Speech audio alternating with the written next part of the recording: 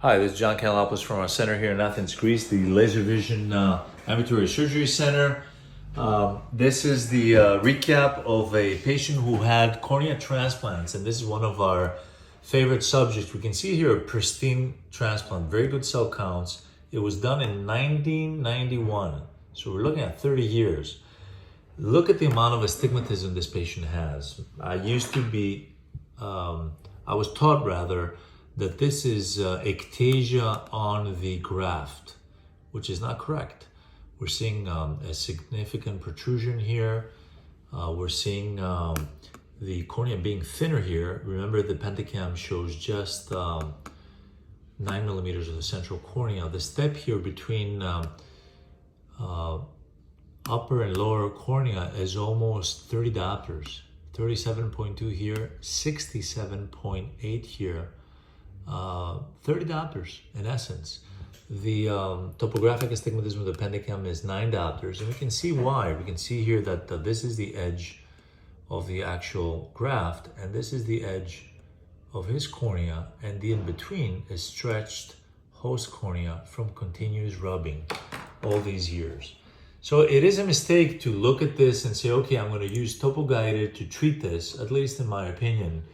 What we did for this patient is, in essence, we did our technique, and we've described this before, of going in, reopening 99% with a 15-degree blade, all the area, and you can see I've focused more on the area. This is the left eye that is between the clock hours of 9 and 5. So go deep enough. This is taken right after the actual procedure. Deep enough resuture, and it is interesting how rubbery his own cornea was outside here, and trying to bring it back in and tighten it up against the graft cornea, the donor cornea. And while we did this took about 20 minutes. We were soaking in this new interface with Vibex Extra, which is a higher concentration of riboflavin solution, and then perform a CXL treatment. We'll see it in a little bit on focusing mainly because our KXL II device gives us a 7 millimeter diameter.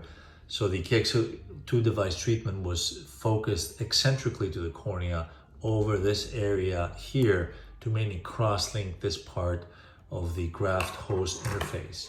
And we'll see how this looks immediately after the procedure.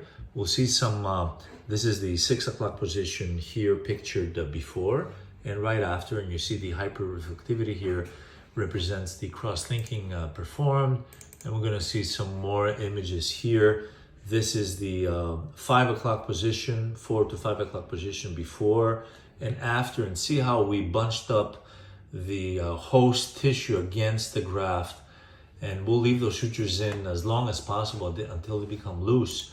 I'm gonna go through some more, hoping that this doesn't get very boring. This is the hottest area, the 7 to 8 o'clock area, and see how much the host tissue is being bunched up against the graft tissue in order to reduce this phenomena. The actual incision is reopened. We can see it's almost 100% here. And this area is hyper-reflective, underlining the cross-linking that we performed. And I'll show you some very impressive images. This is the difference before that we saw just a few seconds ago and right after. And you see how dramatic the effect of the suturing and the cross-linking is. We have a correction in its maximum of 30.5 diopters. This kind of rings a bell, the exact step that we described before. We have a steepening of the superior cornea of 19 diopters in order to be able to bridge this humongous gap of superior to inferior cornea. You can see how this is bridged, and it is a little bit overcorrected, which we liked, because this area is going to loosen up with time as the cornea stretches out a little bit. Again, very impressive images. This is still done manually, no laser used here. It does take, of course, some expertise in cornea suturing, but it should be very easy for a cornea transplant surgeon.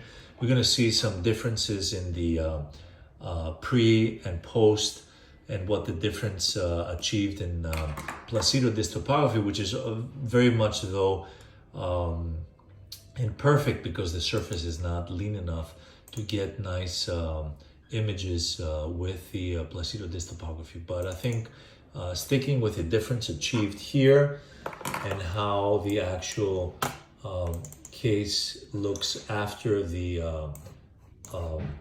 resuturing and higher fluence cross-linking will flash between the post-op slit lamp result and the result achieved underlines the utility of this procedure. Of course, in the eye that even if it's been 30 years out, has a cell count of 1200 per millimeter square, and may have many, many years more to come with happy and well corrected vision. The take-home message here that this is fixable. 2, it does not necessarily require a second transplant. 3, that this would probably not benefit from doing a PRK or LASIK procedure. This would even possibly make things worse as we're working on an area that's very, very thin. This is John Kanellopoulos from Athens, Greece here, signing out. Thanks so much for your attention.